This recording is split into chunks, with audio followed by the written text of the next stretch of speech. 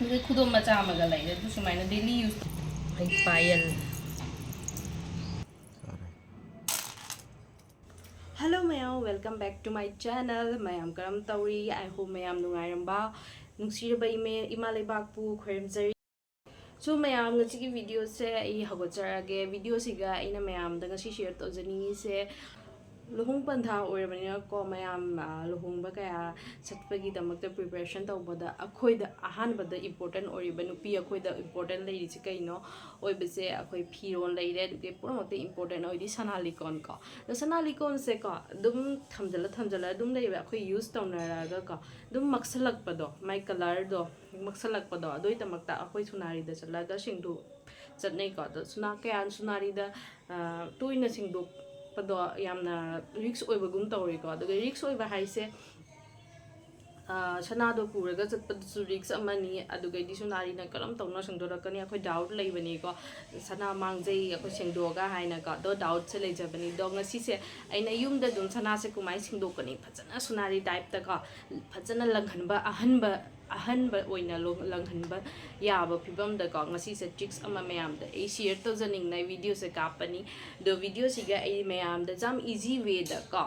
सना से युमदा दुम सेंगबा याबा गी प्रोसेस तो मयाम दा ए यूजर के वीडियो सिगा दो यामना जीरो कॉस्ट हाइबदी युमदा दुम अखोइ डेली यूज तौरिबा पोतुदनी को अखोइना सेंगदोक्तोइसे सना से दोना मयाम दा सुजाम वाबा ओइरोय केगिनो मपादै पोत अमा पोरकना लैरुना सेंगदोइना युमदा दुम अखोइ किचन दा यूज तौबा पोत दुम सेंगदोइनी को तो मैम वीडियो से याम सांगदररोगे वीडियो से उचरागे कुमाइना युमदा अखोइ जाम इजी वे दा सना से सेंगदोक्पा याय हादो मैम दा उचरागे video सिगा so ma'am Khatana यंगमिनारसी video से स्टार्ट तौरगे प्रोसेस से अहानबदा अखोइना यूज तौरिसे चामना अदुगैदी सोडा मीठा सोडा अखोइगी चाबगी सोडा दोनी को दो अखोइ केगिनो एदी फले चामना से लोलनी तो मैम चा लोनगिबा चामना दो चामगा सुको यूज तौबा यानी चामना से हाना इसिदा हापगा पोचैदुगी क्वांटिटी मतुंगिना को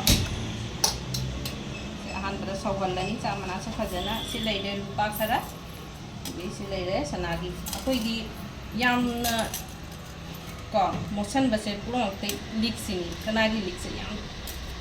थिना को डेली यूज तो बनेना एक मोशन की बने को दुगे से एगी नाचोम को टॉप अमा लैरे दुगे खुदो मचा अमगा लैरे दु सुमाइना डेली यूज तो बनेना को डार्क ओसलेबा मोसले दोना दो सिंगदो तो मी से मैम दा उचरागे प्रोसेस से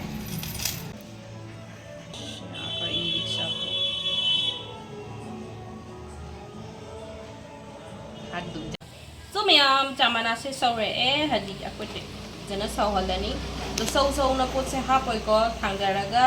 सेंगोट अनी टोंगाली लुपागिना अमा दुगैदी सनागिना अमा को प्रोसेस से टोंगाली अदो मैम यामना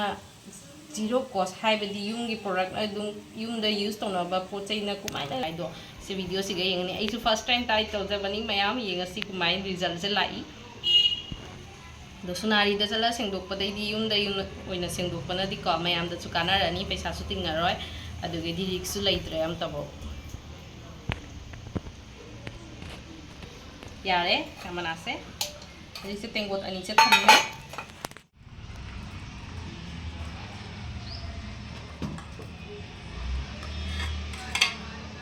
तो मैम अहानबदा से चामही से सुमाइना लौथोकना थम्बिरे अदुगा अखोइगी हाना अखोइगी सिल्वर से रूपा से हाना प्रोसेस से तौरगे को रूपा सिगा हापुइ से एना तंग सोडा खतंग हापनी सुमाइना यामना नते चामच अमा मखाइ को दुगे सनागी दसु खतंग हापनी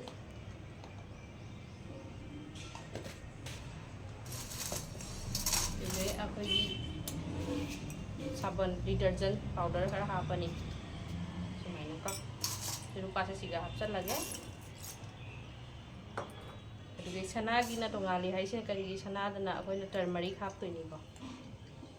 दोनो मचू से माना फजरक्तोइबा समय हापचले से 10 15 मिनट्स 12 मिनट्स 15 मिनट्स नते 10 12 मिनट्स तो अखोइना थम्मनी do mayam ningchang biu se alon ba cha mana si ka tom doi ni ko shau na lei ba du ga na te puthara ga du gai lau thara ga du gai akoi process se tau doi mi du mai da dum chawal la thamaga du ga hapsan doi ba na te puthara ga tau doi mi do mayam jing si result se ko mai tau ba so mayam ahan ba da akoi haji 15 minutes phare ko do ahan ba da rupa se ana senga age mayam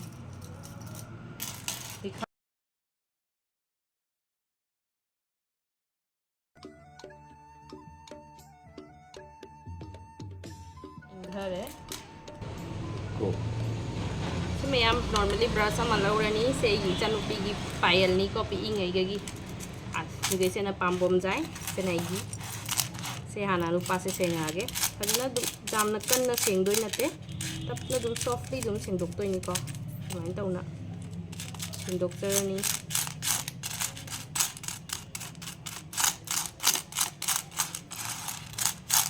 jam kan na tak toi na te mayam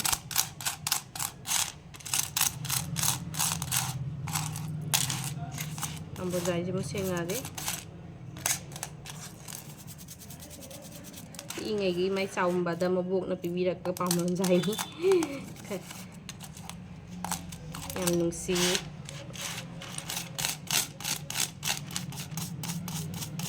se soi gi le sari ngai gi payal siningi ai na imana lebi ba payal ni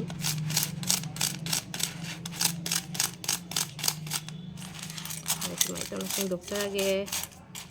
yam kan na su tak te ya de ko mayam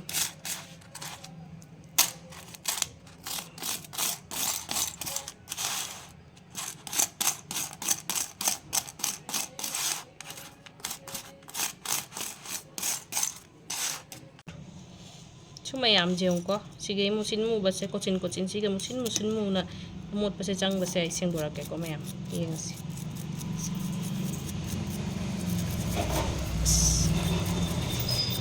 kocin ko ya sige jam musan bani ko mu ba se chang na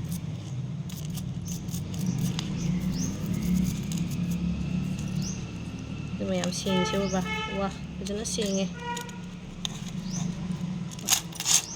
sana mu dry tau rasi ke akhoi clean water da I hapchan garage se po adik sana se sengani ko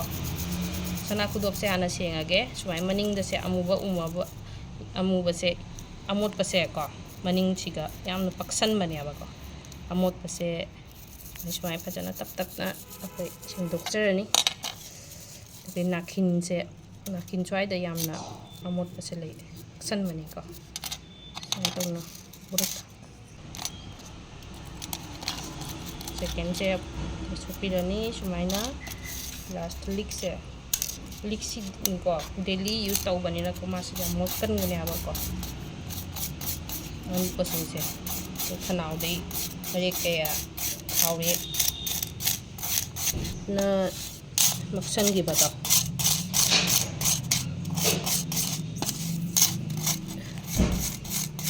sen dokter ni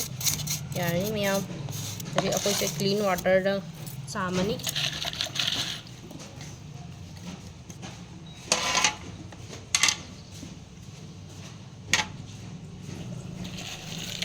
dokter age le rupa bright dikau thoda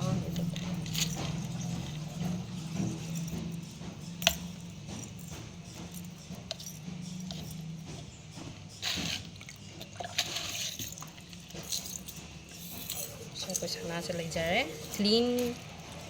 akhoi gi clean phi da cotton gi phi da ko seng doctor ni ko te thok jar ni se akhoi chanupi pam ko jai ai payal ajana mabu te thok jar thon ai sing se suk thok ani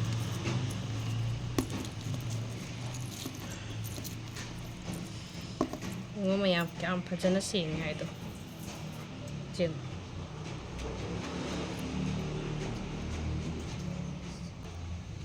kudop se yang maning da kam mot la mi hana je kam phajana sing lang pik lang khare sunaridasu henasu fajana sengba yae do wow likse mayam yang ko kam fajana langra no likse su fajana lange adugai se payal se kam fajana motlamba mado fajana lang tik langre mayam wow kam fajana lang sak ngau kre payal se ambom jai se mayam yang bio sak ngau kre lang tik langre